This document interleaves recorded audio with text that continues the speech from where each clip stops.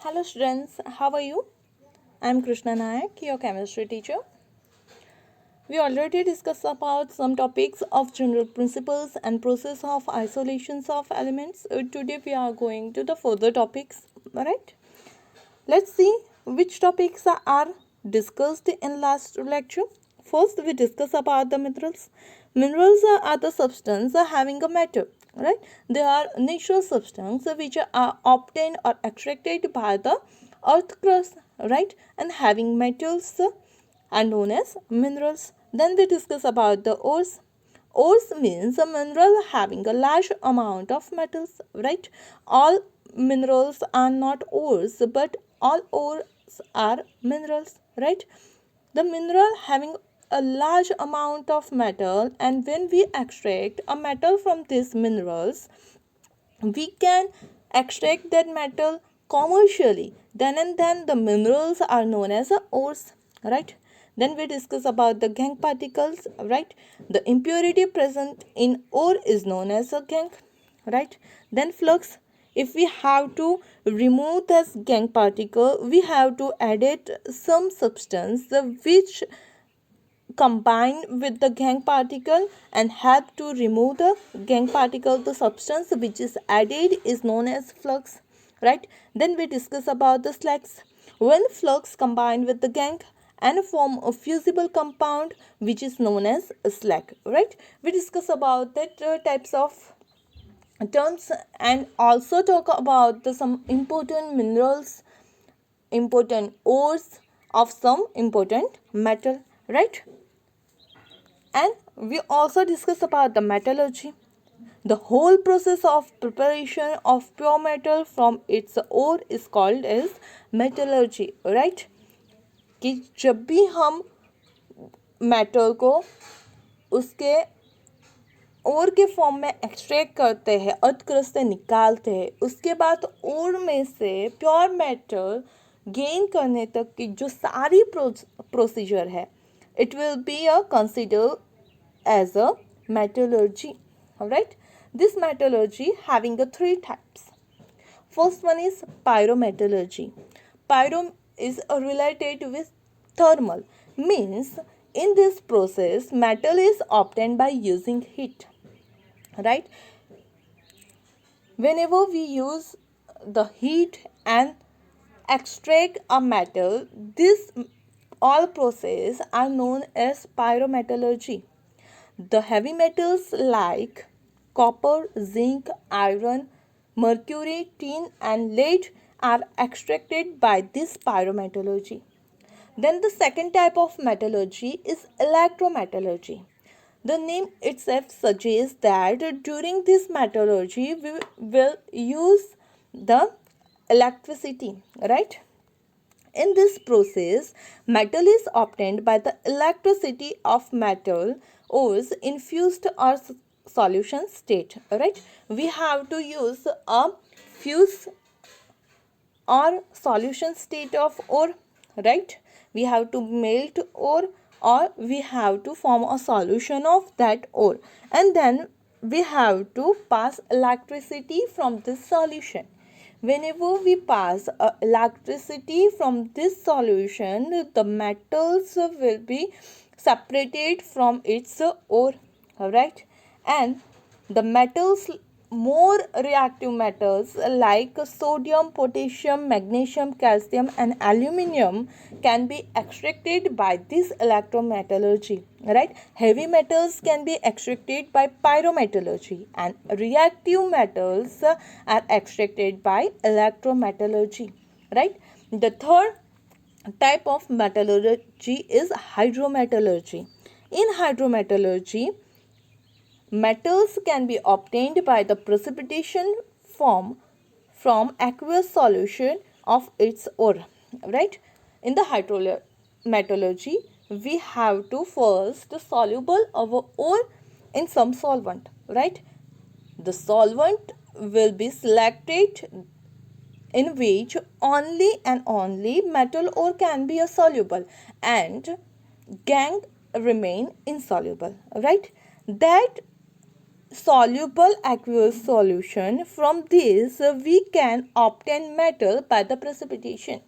Right, first of all हमें क्या करना है, तो जो हमारी ओर है उसे ऐसे सॉल्वेंट में डिसॉल्व करना है कि जिसमें सिर्फ क्या हो, जो मेटल और पार्टिकल्स है वही डिसॉल्व हो और जो हमारी गैंग है वो इनसॉल्युबल रहे. फिर जो हमारा एक्वियस सॉल्यूशन मिलता है जिसके अंदर क्या है, हमारी मेटल और प्रेजेंट है, उसमें से फिर से हम प्रेसिपिटेशन, बाय द प्रेसिपिटेशन उस मेटल को गेन कर सकते हैं. Right, and noble metals like silver and gold are extracted by this hydrometallurgy. Means metallurgy is a process in which we have to extract pure metal from its ore. Right, जो ore है उसमें से pure metal तक जाने की जो सारी process है उसे हम बोलते हैं मेटलर्जी. और उस मेटलर्जी के 3 टाइप है, पायरोमेटलर्जी, इलेक्ट्रोमेटलर्जी और हाइड्रोमेटलर्जी. राइट, पायरो में हम क्या करते हैं, हीट का यूज़ करते हैं. इलेक्ट्रोमेटलर्जी में हम इलेक्ट्रिसिटी का यूज़ करते हैं.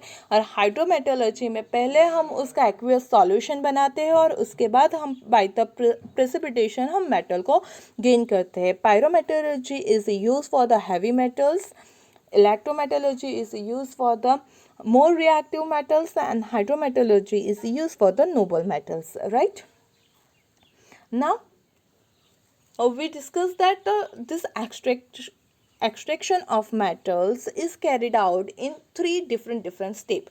First one is concentration of ore.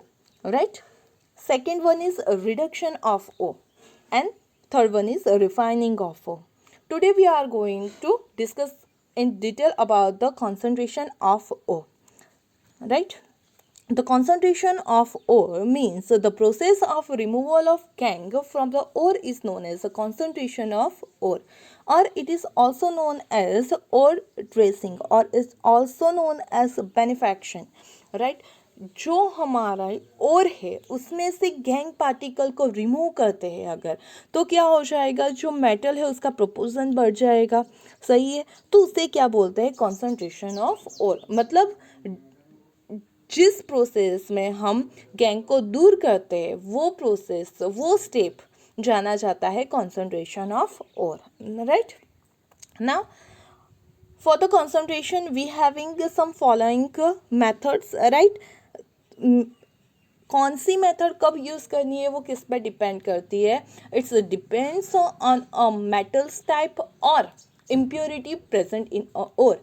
जो हमारे पास ओर है उसमें मेटल कौन सी है, किस मेटल की ओर है, या कौन सी टाइप की इम्प्योरिटीज़ प्रेजेंट है, उसके अकॉर्डिंग हम डिफरेंट कॉन्सेंट्रेशन के लिए मेथड यूज़ कर सकते हैं. उसमें से फर्स्ट मेथड है hydraulic washing. Right, second method is electromagnetic separation.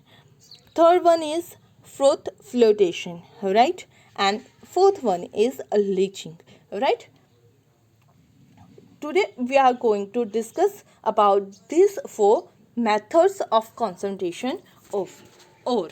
Right, we see that what is concentration of ore means we have to remove the gangue particle and have to increase the proportion of metal. Right, in this from these 4 method, first we discuss about the hydraulic washing.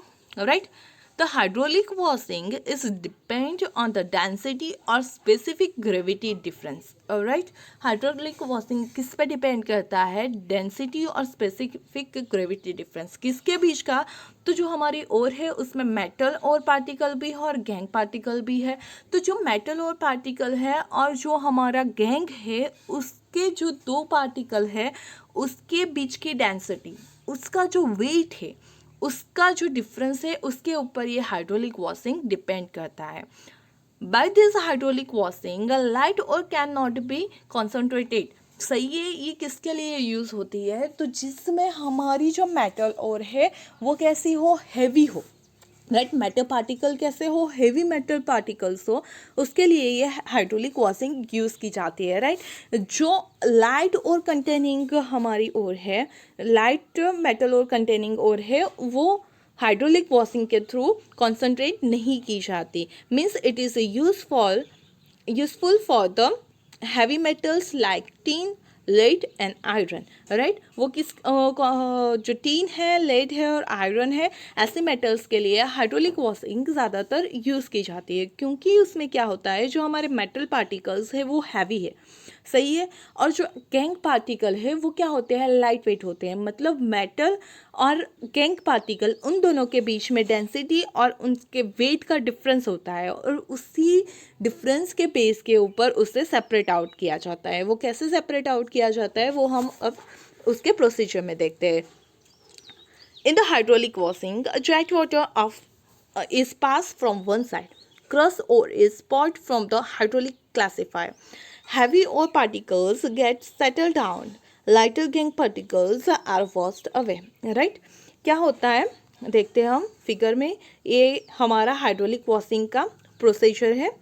In this you can see that it is a hydraulic classifier. ये क्या है, हमारा hydraulic classifier. उसमें हमें क्या करना है, तो उसमें हमें ग्राइंड किया हुआ और पार्टिकल्स लेने हैं। जो और है ग्राइंड की हुई वो हमें इसमें से डालनी है। एक साइड से क्या किया जाता है, तो फोर्स के साथ वाटर का फ्लो दिया जाता है, सही है। क्या है यहाँ पे हो रहा, तो वाटर फ्लो हो रहा है बड़े फोर्स के साथ, और उसमें हम ऐड कर रहे हैं बाय द हाइड्रोलिक क्लासीफायर। क्या ऐड कर रहे हैं, तो यहाँ से हमारी ओर ऐड कर रहे हैं। यहाँ पे जो ओर है उसमें जो ब्लैक दिखाई दे रहे हैं वो ब्लैक क्या है, गैंग पार्टिकल है, और जो ऑरेंज वाले हैं वो हमारे मेटल ओर है, राइट। हमने जैसे कि बात की कि जो हमारा गैंग पार्टिकल है वो कैसा है, तो इट इज़ अ लाइटर, सही है। कि जो गैंग पार्टिकल है वो कैसा है, लाइटर है, और जो और पार्टिकल है वो कैसी है, हेवी पार्टिकल से है हमारे, सही है। अब क्या करेंगे, जैसे ही और यहाँ पे आएगी तो जो हमारा लाइटर गैंग पार्टिकल है वो इस वाटर के फ्लो के साथ क्या करेगा, बह जाएगा, फ्लो हो जाएगा, सही है। जबकि you can see that here some grooves, some cavities are there, alright। In this groove the heavier metal particles can be settled down, right. जो हमारे और के हैवी पार्टिकल्स है वो ये जो कैवेज दिख रही है, कैविटीज़ दिख रही है, उसमें क्या हो जाएंगे, वो यहाँ पे ग्रूम्स में सेटल हो जाएंगे, बैठ जाएंगे। और जो हमारी गैंग पार्टिकल है वो लाइट वेट होने की वजह से इस वाटर के साथ क्या हो जाएगी, यहाँ से रिमूव हो जाएगी, फ्लो हो जाएगी। तो उस तरह से हम क्या कर सकते हैं, तो ये जो हमारा रो ओर है जिसके अंदर गैंग पार्टिकल भी प्रेजेंट है और मेटल ओर भी है, उसमें से हमने क्या कर दिया, तो गैंग तो यहाँ से वाटर के साथ फ्लो होके चली गई। तो जो ये कॉन्सेंट्रेट ओर है जिसमें अब क्या है, तो सिर्फ हमारे मेटल ओर बचे हैं, वहाँ उसमें से गैंग रिमूव हो गया है। तो ऐसे ही हम concentrate ore by the hydraulic washing gain कर सकते हैं। आई बात समझ में।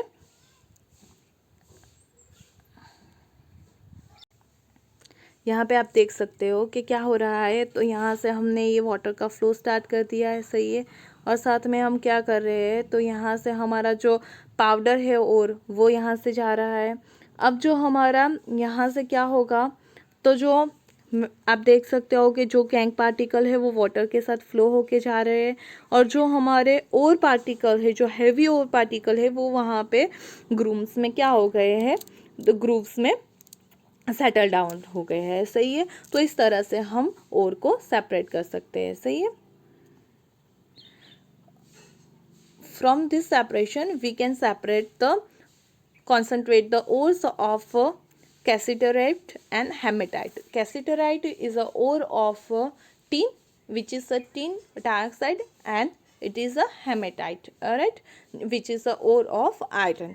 तो हम टीन, आयरन और लेड जैसे हैवी मेटल्स की ओर को ऐसे कॉन्सेंट्रेट कर सकते हैं bye the hydraulic washing, right. Let's see the second method. Second one is magnetic separation. By magnetic separation, we can separate some metals, right, having a magnetic properties.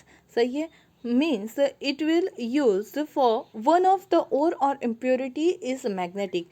जो हमारी ore है उसमें से जो metal particle है या फिर जो impurities है, उन दोनों में से अगर कोई भी एक के पास मैग्नेटिक प्रॉपर्टी है, तभी वो और इस मेथड के थ्रू क्या हो सकती है, कॉन्सेंट्रेट हो सकती है, right. The magnetic particles are attract and fall near the magnetic roller and while non-magnetic particles fall away from the roller. You can see in this picture, right, it is our magnetic roller, right, this is our magnetic roller. हमें क्या करना है, तो यहाँ से जो हमारा finally grain particle है, सही है, जो पाउडर ओर है, उसे यहाँ से हमें भेजनी है। वो क्या होगी, तो इस मैग्नेटिक बेल्ट के साथ मूव करेगी, सही है। अब यहाँ से क्या होगा, तो जो नॉन पार्ट या ये जो ओर है उसमें क्या है, तो हमारी ओर पार्टिकल है, मेटल और इम्प्योरिटीज़ है। तो जो हमारी ओर है उसमें सिर्फ मेटल पार्टिकल या ओर पार्टिकल दोनों में से, सॉरी, इम्प्योरिटीज़ गैंग पार्टिकल है, उन दोनों में से किसी एक के पास ही क्या है, मैग्नेटिक प्रॉपर्टी है। तो जिसके पास मैग्नेटिक प्रॉपर्टी है वो क्या करेगा, तो इस रोलर के साथ जुड़ के वो अट्रैक्ट होगा इस रोलर से, क्योंकि ये भी मैग्नेटिक रोलर है। तो जिसके पास मैग्नेटिक प्रॉपर्टी है वो इस रोलर के साथ अट्रैक्ट होके क्या करेगा, तो जब नीचे गिरेगा तो वो रोलर के नज़दीक गिरेगा, सही है। मतलब magnetic particle having magnetic property having particle will be fall nearer to this magnetic roll and ये क्या होगा, तो रोलर बड़े स्पीड से मूव कर रहा होगा। तो जो हमारे नॉन मैग्नेटिक पार्टिकल्स है वो स्पीड के साथ क्या हो जाएंगे, तो थोड़े से दूर गिरेंगे। मतलब non magnetic property having particles will fall away from this roller, right, सही है। आई बात समझ में, क्या किया हमने, यहाँ से जो हमारा पाउडर हो रहे उसे यहाँ पे हमने डाल दिया, किस पे, मैग्नेटिक रोलर पे। अब वो बड़े फास्ट से क्या कर रहा है, मूव कर रहा है। तो जिसके पास मैग्नेटिक प्रॉपर्टी नहीं है वो पार्टिकल्स क्या होंगे, उससे अट्रैक्ट नहीं होंगे और ऐसे दूर चले जाएंगे। जबकि जिसके पास मैग्नेटिक प्रॉपर्टी है वो क्या करेंगे, तो ये नज़दीक आ जाएंगे, क्योंकि वो तो अट्रैक्ट हो जाएंगे ना मैग्नेटिक रोलर के थ्रू। तो मतलब ऐसे हम मैग्नेटिक और नॉन मैग्नेटिक पार्टिकल को सेपरेट आउट कर दिया। मतलब कि हमने मेटल पार्टिकल और जो हमारे और पार्टिकल थे उसे क्या कर दिया, हमने सेपरेट कर दिया। तो इस तरह से हम कंसंट्रेशन कर सकते हैं, सही है, और का। तो haematite which is the ore of iron is separated by magnetic separation, right, you can see that it is our magnetic roller and यहाँ से हम क्या कर रहे हैं, तो हमारी ओर को डाल रहे हैं। तो जो मैग्नेटिक प्रॉपर्टी वाली ओर है वो कहाँ पे जा रही है, नज़दीक जा रही है, और जो नॉन मैग्नेटिक हमारी ओर है वो कहाँ पे जा रही है, दूर जा रही है। यहाँ पे आप देख सकते हो कि जो फाइनली पाउडर है उसे हमने डाल दिया। तो ये जो बेल्ट है उसमें जो मैग्नेटिक रोलर है उसके नज़दीक में मैग्नेटिक प्रॉपर्टी वाली ओर जा रही है, और जो दूर वाला हमने कंटेनर रखा है उसमें कौन सा जा रहा है, नॉन मैग्नेटिक पार्टिकल वाली हमारी, जो भी हमारा पार्टिकल होगा जिसके पास नॉन मैग्नेटिक प्रॉपर्टी है वो वहाँ पे चला जाएगा। तो उस तरह से हम ओर और गैंग को सेपरेट कर सकते हैं और हमारी ओर को कॉन्सेंट्रेट कर सकते हैं, सही है। Exam point of view, which is a froth flotation method, right. In this method we can use sulfide ores of copper, zinc, iron and lead, right. We discussed that ores, in ores we having a metal compound like carbonate, oxide, sulfide, halide, right. From all of them we can use only sulfide ores, right, of copper, zinc, iron and lead, right. The sulfide ore of copper is known as copper glance, Cu2s, zinc blend, ZnS, iron pyrites and galena PbS, right. Now during the froth flotation we have to do that sulfide ore is wetted by oil and moves upward in the form of froth, right. क्या होता है, तो जो sulphide ओर है हमारी वो oil के through क्या हो जाएगी, वेट हो जाएगी, और वो क्या फॉर्म करेगी, फ्रूथ फॉर्म करेगी, और वो कहाँ जाएगी, अपवर्ड्स चली जाएगी। आपको मैं फिगर दिखाऊंगी, आपको उसमें बहुत अच्छी तरह से समझ में आ जाएगा। तो यहाँ पे जो हमने बोला कि सिर्फ सल्फाइड ओर यूज़ की जाती है, उसका रीज़न क्या है, तो जो सल्फाइड ओर है उसका जो सल्फर है it has a large size, right. और उसी लार्ज साइज की वजह से क्या करता है तो it has a poor hydration energy, means जब हम उसे उस उसमें वाटर और ऑयल दोनों डालेंगे तो वो क्या करेगा, उसकी पुअर हाइड्रेशन एनर्जी की वजह से वो वाटर से वेट नहीं होगा, और वो सिर्फ किससे वेट होगा, तो ऑयल से। और ऑयल से वेटेड होने की वजह से वो क्या फॉर्म करेगा, तो फ्रोथ फॉर्म करेगा। और उसी वजह से हम सिर्फ सल्फाइड और यूज़ करते हैं during the froth flotation method, right. Gangue particles are wetted by the water and settle down at bottom. सही है, क्या हुआ, तो जो सल्फाइड और है वो ऑयल से वेट हो गई और वो कहाँ चली गई, अपवर्ड साइड चली गई फ्रोथ फॉर्म करके। और जो गैंग पार्टिकल्स है they are wetted by the water and settle down at the bottom, means एक ऊपर चला गया एक नीचे चला गया, तो दोनों कैसे हो गए, सेपरेट हो गए। सही है। उस फ्रोथ फ्लोटेशन का हम प्रोसीजर देखते हैं। उसमें हमें क्या करना है, तो हमने एक कंटेनर ले लिया है, उस कंटेनर में, ये हमारा कंटेनर हो गया, उसमें हमने क्या कर दिया, तो ये पाउडर और ले लिए है हमने। सही है। फिर क्या करना है, उसके अंदर हमें ऐड करना है वाटर, और क्या करना है, पाइन ऑयल। तो पाइन ऑयल और वाटर को जब हम ऐड करते हैं किसमें, पाउडर ओर में, तो क्या हो जाएगा, और साथ में क्या करना है, तो ऐसे यहाँ से हमने क्या करना है, एयर को ब्लो करना है। जब हम एयर को ब्लो करेंगे तो क्या होगा, तो हमारी ओर है उसमें क्या है, सल्फाइड पार्टिकल्स है। तो सल्फाइड पार्टिकल्स जो पाइन ऑयल हमने यूज़ किया है उसके थ्रू वेट होके क्या करेंगे, फ्रोथ फॉर्म करेंगे। सही है। ए फ्रोथ फॉर्म कर दी उसने, बबल्स जैसे फॉर्म कर दिया उसने। सही है। वो झाग के साथ वो ऊपर आ जाएगी। और जो हमारी गैंग पार्टिकल है which is wetted by the water particle, और यहाँ पे वो कहाँ, तो नीचे सेटल डाउन हो जाएंगे। मतलब हमने क्या किया, तो कंटेनर में ले ली क्या हमारी, और उसके अंदर डाल दिया हमने वाटर और पाइनॉल। तो जो पाइनॉल है वो सल्फाइड और के साथ फ्रोथ फॉर्म करेगा, और जो हमारा गैंग पार्टिकल है वो वाटर के साथ नीचे सेटल डाउन हो जाएगा। और उस तरह से हम क्या कर सकते हैं, तो हमारे और को कॉन्सेंट्रेट कर सकते हैं। सही है। यहाँ पे आप देख सकते हो क्या होगा, तो ये फ्रोथ फ्लोटेशन मेथड जिसमें हमने सल्फाइड और यूज़ कर ली है। सही है। अब क्या करेंगे हम, तो ये यहाँ पे हमने पाउडर और ले ली, और फिर स्टार्ट कर दिया हमने वाटर। सही है। उसमें वाटर ऐड कर दिया, और साथ ही में हमने ऐड कर दिया पाइन ऑयल। अब क्या करेंगे, तो यहाँ से हम क्या करेंगे, एयर को ब्लो करेंगे। जैसे ही एयर को ब्लो करेंगे तो जो हमारी और पार्टिकल्स है सल्फाइड का वो क्या कर रही है, तो फ्रोथ फॉर्म कर रही है। आप देख सकते हो यहाँ वीडियो में। सही है। तो फ्रोथ फॉर्म होगी, और उस फ्रोथ को फिर क्या कर सकते हैं, हम दूसरे कंटेनर में कलेक्ट कर सकते हैं। और साथ ही में यहाँ पे नीचे आप देख सकते हो कि जो गैंग पार्टिकल है वो वाटर से वेटेड होके नीचे बैठ जाएंगे, और ये फ्रोथ हमने दूसरे कंटेनर में कलेक्ट कर दी। तो ये जो फ्रोथ है उसमें क्या है, तो कॉन्सेंट्रेटेड और है, और उसी को हम क्या कर सकते हैं, तो बाद में हम उसे सेपरेट कर सकते हैं उसमें से। सही है। तो ये जो फ्रोथ हमारी फ्लोटेशन मेथड है उसमें बहुत सारी इंपॉर्टेंट टर्म्स हैं। उसके रिलेटेड हमारे एमसीक्यू क्वेश्चन या 1 मार्क क्वेश्चन बहुत सारे आते हैं एग्जाम में। तो पहला हमें फ्रोथ फ्लोटेशन मेथड के लिए चाहिए फ्रोथर। फ्रोथर किसे के रूप में हम किसे यूज़ करते हैं, तो पाइन ऑयल, और उससे बोलते हैं यूकलिप्टस ऑयल। यूकलिप्टस ऑयल और पाइन ऑयल को हम यूज़ करते हैं एज अ फ्रोथस, मीन्स जो फ्रोथ है उसे फॉर्म करने के लिए जो यूज़ करते हैं उसे बोलते हैं फ्रोथस, और उसके लिए हम यूज़ करते हैं पाइन ऑयल। सही है। अब जो हम ऑयल यूज़ कर रहे हैं वो कैसा होना चाहिए, तो less dense then the water. सही है। क्योंकि अगर ऑयल ज़्यादा डेंस हुआ तो वाटर के ऊपर वो फ्रोथ ही फॉर्म नहीं करेगा। मतलब कि हमारा ऑयल कैसा होना चाहिए, तो लेस डेंस होना चाहिए, ताकि वो इजीली वाटर के ऊपर फ्रोथ के फॉर्म में आ जाए। सही है। दूसरा हमें चाहिए कलेक्टर। वो उसके फॉर्म में हम किसे यूज़ करते हैं, तो पोटेशियम इथाइल जैंथाइड को यूज़ करते हैं। वो क्या करता है कलेक्टर, तो जो हमारे मिनरल पार्टिकल्स हैं, मेटल पार्टिकल्स है, उसकी नॉन वेटेबिलिटी को बढ़ाता है।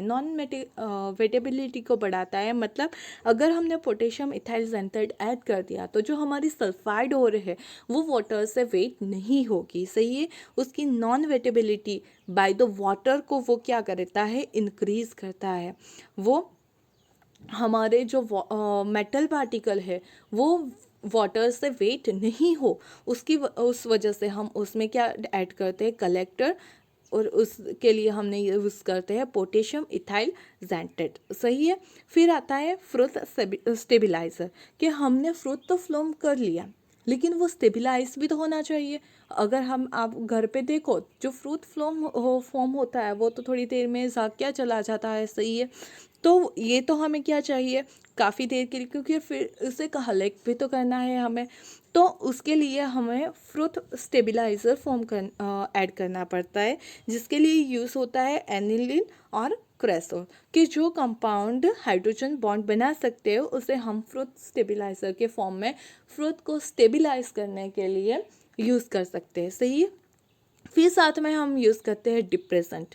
डिप्रेसेंट क्यों यूज़ करते हैं वो आपको देखना है। तो वो तब यूज़ होता है कि जब हमारी सल्फाइड और का मिक्सचर है। सही है। सही। और डिप्रेसेंट के तौर पे हम यूज़ कर सकते हैं सोडियम साइनाइड और सोडियम कार्बोनेट।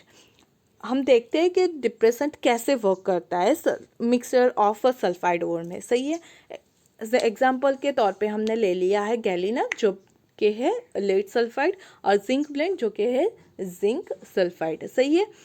सपोज कि अगर हमने जो फ्लोटेशन में बात की उसमें क्या कर रहे थे हम, तो कंटेनर में ओ ले ली थी और फिर उसमें वाटर और ऑयल हमने डाल दिया। सही है। और साथ में एयर को ब्लो करवाया, तो क्या हो गया, हमारी यहाँ पे फ्रोथ फॉर्म हो गई। अब क्या हो रहा है यहाँ पे, तो जो हमने ले लिया उसमें तो हमने बोला कि सिर्फ कोई एक ही मेटल प्रेजेंट थी, लेकिन कोई केस ऐसा भी होता है, कोई और ऐसी भी होती है जिसमें एक से ज़्यादा मेटल प्रेजेंट हो। मतलब जो हमारी ओर है उसमें लेड भी प्रेजेंट है और जिंक भी प्रेजेंट है। अब ऐसी कंडीशन में अगर हमने सिर्फ उसमें क्या किया, ऑयल और वाटर दोनों ऐड कर दिया और एयर ब्लो की, तो ये फ्रूट है उसमें तो लेड भी आ जाएगा और जिंक भी आ जाएगा। तो हम इन दोनों को सेपरेट नहीं कर सकते। उसी कंडीशन में हमें उसमें ऐड करना होता है डिप्रेसेंट। सही है। वो कैसे ऐड होगा, कैसे वो करेगा, वो हम देखते हैं। तो क्या किया हमने, तो सपोज के इसमें हमने ले लिया, ऐड कर दिया sodium cyanide as a depressant. तो क्या करेगा सोडियम साइनाइड, तो जो सोडियम साइनाइड है वो हमारे लेड सल्फाइड के साथ कोई रिएक्शन नहीं करता है। सही है। जबकि जो हमारा सोडियम साइनाइड है वो जिंक सल्फाइड के साथ क्या करता है, तो हमारा वो सोडियम टेट्रासाइनोजिंकेट फॉर्म करता है। सही है। क्या करता है, तो हमने क्या ले लिया, NaCN sodium cyanide as a depressant. अब क्या है, हमारा जो मिक्सचर है उसमें से जो सोडियम साइनाइड है वो लेड सल्फाइड के साथ रिएक्शन नहीं करता है, जबकि वो जिंक सल्फाइड के साथ क्या करता है, तो एक कॉम्प्लेक्स फॉर्म कर देता है। और ये कॉम्प्लेक्स क्या है, तो वाटर सॉल्यूबल है। सही है। ये जो है क्या है, वाटर सॉल्यूबल है। मतलब अगर हम यहाँ पे बात करें क्या, तो हमारा जो और थी, सही है, हमारी क्या थी, और थी, ये हमने ले लिया, उसमें क्या है, तो PbS भी है और प्लस में ZnS भी है। अब क्या हो जाएगा, तो जब हमने ये सोडियम साइनाइड ऐड कर दिया तो ये PbS के साथ रिएक्शन नहीं कर रहा है, जबकि इसके साथ क्या करता है, तो वाटर सॉल्युबल कंपाउंड फॉर्म कर देता है। उससे क्या होगा, तो जब हम फिर ऑयल डाल के एयर को ब्लो करेंगे तो ये जो PbS है वो क्या कर देगा, तो फोम फॉर्म कर देगा और ऊपर आ जाएगा। जबकि ये इसने तो क्या कर दिया, वाटर में सॉल्युबल होके सॉल्यूशन फॉर्म कर दिया। तो यहाँ पे ऊपर क्या आ जाएगा, फोम आ जाएगी। वो किसकी होगी, तो वो होगी हमारे PbS की। यहाँ जो सॉल्यूशन है उसमें क्या रह जाएगा, तो हमारा ZnS रह जाएगा। और जो नीचे यहाँ पे पार्टिकल्स है वो किसके रह जाएंगे, तो गैंग के पार्टिकल। मतलब इस तरह से हम दो सल्फाइड ओर में से दोनों को भी सेपरेट आउट कर सकते हैं। आई बात समझ में, क्या हो रहा है, तो जिंक है वो कॉम्प्लेक्स फॉर्म करेगा सोडियम साइनाइड के साथ, और जो कि क्या होगा, वाटर में सॉल्युबल रहेगा। और फ्रोथ में नहीं जाएगा, जबकि जो लेड सल्फाइड है वो क्या करता है, सोडियम साइनाइड के साथ रिएक्ट नहीं करता है और वो क्या करेगा, फ्रोथ फॉर्म कर देगा और ऊपर चला जाएगा। सही है। और उसी तरह हम क्या कर सकते हैं, तो जो मिक्सचर है हमारे पास सल्फाइड और का, उसे हम सेपरेट कर सकते हैं। सही है। तो ये फ्रोथ फ्लोटेशन बहुत ही इंपॉर्टेंट है और इसके जो ये सारे पैरामीटर्स है, जो टर्म्स है, वो भी बहुत इंपॉर्टेंट है। सही है। अब आता है फोर्थ हमारा लीचिंग। लीचिंग में क्या करना है, this method is used when metal is more soluble than impurities present in its ore. सही है। वो कब यूज़ होती है, तो जब हमारी ओर है उसमें जो मेटल है वो ज़्यादा सॉल्युबल हो in compare to the impurities, as compare to the impurities. सही है। जो इम्प्योरिटी है उससे ज़्यादा अगर मेटल सॉल्युबल हो किसी सॉल्वेंट में, तब हम इस लीचिंग मेथड का यूज़ कर सकते हैं। सही है। Ores of aluminium, silver, gold can be extracted by this leaching method. Right. Leaching method के थ्रू हम एल्यूमिनियम, सिल्वर, गोल्ड की जो ओर्स है उससे कॉन्सेंट्रेट कर सकते हैं। सही है। एक एग्जाम्पल पे के तौर पे ले लेते हैं हम बेयर्स प्रोसेस। बेयर प्रोसेस में क्या करते हैं हम, तो उसमें जो एल्यूमिनियम है वो कॉन्सेंट्रेट कर सकते हैं उसकी ओर के थ्रू। उसके लिए हमने ले ली रेड बॉक्साइड। सही है। जो बॉक्साइड है वो एल्यूमिनियम की ओर है और उसमें से हमें एल्यूमिनियम को कॉन्सेंट्रेट करना है, तो बाय लीचिंग प्रोसेस हम उसे कर सकते हैं। वो कैसे, वो हम देखते हैं। तो पाउडर बॉक्साइड और is digested with an aqueous solution of sodium hydroxide. पहले हमें क्या करना है, उस बॉक्साइड है उसको हमें जो सोडियम हाइड्रोक्साइड NaOH है उसके सॉल्यूशन में क्या करना है, डिसोल्व कर देना है। The alumina dissolve forming soluble meta aluminate white impurities remain insoluble which are filtrate. सही है। जब हम क्या करेंगे, जो हमारा बॉक्साइड है, जो हमारा बॉक्साइड पाउडर है जो एल्यूमिनियम का ओर है, उससे अगर हमने सोडियम हाइड्रोक्साइड में क्या कर दिया, डिसॉल्व कर दिया, तो वो जो हमारी मेटल है वो क्या हो जाएगी, डिसॉल्व हो जाएगी। एल्यूमिना डिसॉल्व हो जाएगा और फॉर्म कर देगा मेटा एल्यूमिनेट। और जो हमारी इम्प्योरिटीज़ है वो क्या हो जाएगी, इनसॉल्युबल रह जाएगी। मीन्स कि अगर हम अब उसे फिल्टर करें तो जो इम्प्योरिटीज़ है इनसॉल्युबल है, सॉलिड फॉर्म में है, तो वो रिमूव हो जाएगी और जो हमारा सॉल्यूशन है उसमें क्या हो गया हमारा, तो एल्यूमिनियम आ गया।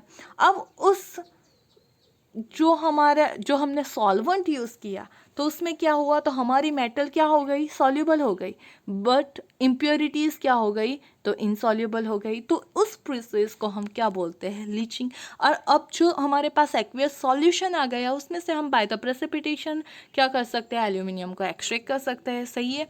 तो ये लीचिंग प्रोसेस हो गई। तो हमने जो बेयर प्रोसेस बात की उसमें हमने as a leaching agent, as a solvent किसे ले लिया, कॉस्टिक सोडा का, और उसमें साथ में इम्प्योरिटीज़ किसकी होती है, फेरिक ऑक्साइड की। सही है। जो बॉक्साइड है उसमें फेरिक ऑक्साइड की इम्प्योरिटी होती है। तो हमने फर्स्ट स्टेप में क्या किया, डिसोल्यूशन, मतलब कि डिसोल्व कर दिया किसे, हमारे मेटल पार्टिकल्स को। जो ये हमारा हो गया बॉक्साइड का। सही है। ये क्या है, हमारे बॉक्साइड की फॉर्मूला, उसे हमने क्या किया, NaOH में डिसॉल्व कर दिया। तो उसने क्या किया, एक सॉल्युबल कंपाउंड फॉर्म कर दिया, सोडियम टेट्रा हाइड्रोक्सी एल्यूमिनेट। सही है। वो क्या है, तो सॉल्युबल कंपाउंड है, एक्वियस फॉर्म में वो चला गया। अब क्या होगा, तो नेक्स्ट स्टेप में हमने बोला कि हमारे पास क्या है, आयरन की इम्प्योरिटीज़ है एज अ फेरिक ऑक्साइड। तो अगर हम उसमें फ्लक्स को ऐड करें, सही है, हमने क्या किया, फ्लक्स को ऐड कर दिया, तो वो इम्प्योरिटी एज अ स्लैग अब उसमें से रिमूव हो जाएगी। सही है। और जो हमारा क्या था, हमारा एल्यूमिनियम था, वो तो किस में चला गया, तो सॉल्यूशन में चला गया। सही है। मतलब अब हमने गैंग और हमारा जो मेटल पार्टिकल था उसे क्या कर लिया, सेपरेट कर लिया। अब दूसरे स्टेप में क्या करेंगे हम, तो न्यूट्रलाइजेशन स्टेप है हमारा। उसमें क्या होगा, तो जैसे कि हमने ये कॉम्प्लेक्स फॉर्म कर दिया था, वो तो सॉल्युबल कॉम्प्लेक्स था और ये कैसा है, बेसिक कॉम्प्लेक्स। तो उसमें हम acidic gas as a CO2 as a acidic gas को हम पास करते हैं, तो वो क्या करेगा, फिर से वो एल्यूमिनिया के क्या कर देगा, प्रेसिपिटेट फॉर्म कर देगा और ये एज अ यहाँ से रिमूव हो गया, मतलब ये जो हमारा सॉल्यूबल था उसमें से उसने क्या कर दिया, तो प्रेसिपिटेट फॉर्म कर दिया। सही है। अब क्या होगा, तो थर्ड स्टेप होता है कैल्सिनेशन। ये बेयर्स प्रोसेस की बात कर रही हूँ। जो लीचिंग है उसमें से फर्स्ट स्टेप कंसिडर होता है। सही है कि एक ऐसा सॉल्वेंट हमें यूज़ करना है और उसमें हमारी ओर को डिसॉल्व करना है, जिसमें क्या होता है, तो सिर्फ हमारा जो मेटल पार्टिकल है वही डिसॉल्व हो और हमारी इम्प्योरिटी इनसॉल्युबल रह जाए। सही है। उस स्टेप को बोलते हैं लीचिंग। सही है। लेकिन ये हम बेयर प्रोसेस की बात कर रहे हैं कि हमने डिसॉल्व तो कर लिया, लेकिन अब उसमें से कॉन्सेंट्रेट और हम कैसे निकालेंगे, तो दूसरा स्टेप कर लिया हमने, कोई ऐसा सब्सटेंस यूज़ करते हैं कि जिसके थ्रू वो क्या हो जाए, तो प्रेसिपिटेट फॉर्म कर सके। सही है। और थर्ड स्टेप होता है कैल्सिनेशन, जो कि हम नेक्स्ट लेक्चर में स्टडी करेंगे कैल्सिनेशन के बारे में। तो by the calcination we can get the alumina. सही है। तो ये हो गया हमारा लीचिंग। तो ये चारों मेथड किसके लिए यूज़ होती है, तो कॉन्सनट्रेशन ऑफ, और कौन सी मेथड, तो hydraulic washing, electromagnetic separation, froth flotation and leaching. By this four process we can concentrate our ore. सही है। अब ये जो कॉन्सनट्रेशन की बात की हमने, वो क्या हो जाता है, तो इस चारों मेथड के थ्रू हमारी जो ओर है उसमें ओर की टाइप और जो गैंग है उसकी टाइप के अकॉर्डिंग हम इस प्रोसेस को यूज़ कर सकते हैं। हाइड्रोलिक किसके लिए यूज़ होती जाती है, तो हैवी मेटल्स के लिए यूज़ होती है। ये किसके लिए यूज़ होती है, मैग्नेटिक सेपरेशन, तो मैग्नेटिक होती है, मैग्नेटिक प्रॉपर्टी कंटेनिंग जो भी और है उसके लिए यूज़ होती है। और जो हमारी फ्रूट फ्लोटेशन है वो किसके लिए यूज़ होती है, सल्फाइड ओर के लिए यूज़ होती है। और ये किसके लिए यूज़ होता है, लीचिंग, तो जिसमें मेटल की सॉल्युबिलिटी ज़्यादा हो एज कम्पेयर टू इम्प्योरिटी। सही है। आई बात समझ में। तो इस चार प्रोसेस के थ्रू हम क्या कर सकते हैं, हमारी मेटल को कॉन्सेंट्रेट कर सकते हैं। अभी तो सिर्फ हमने उसमें से गैंग पार्टिकल रिमूव किए हैं। अब अगली जो प्रोसेस है रिडक्शन प्रोसेस है, जिससे कि हम क्रूड मेटल फॉर्म कर सकते हैं और लास्ट में हम क्या करेंगे, उसे प्योर फॉर्म में कन्वर्ट करेंगे। तो पहले हमने कॉन्सेंट्रेट कर लिया, अब हम फॉर्म करेंगे क्रूड मेटल। वो क्रूड मेटल किस तरह से हम फॉर्म करेंगे, कैसे उसे ऑब्टेन करेंगे, गेन करेंगे, वो हम नेक्स्ट वीडियो में पढ़ेंगे। ओके। तो आपको आ गई बात समझ में कि कंसंट्रेशन ऑफ और क्या है और वो किस मेथड से कैसे होती है। ओके। अगर कोई भी क्वेरी हो तो आप मुझे कमेंट में भेज सकते हो। Thank you.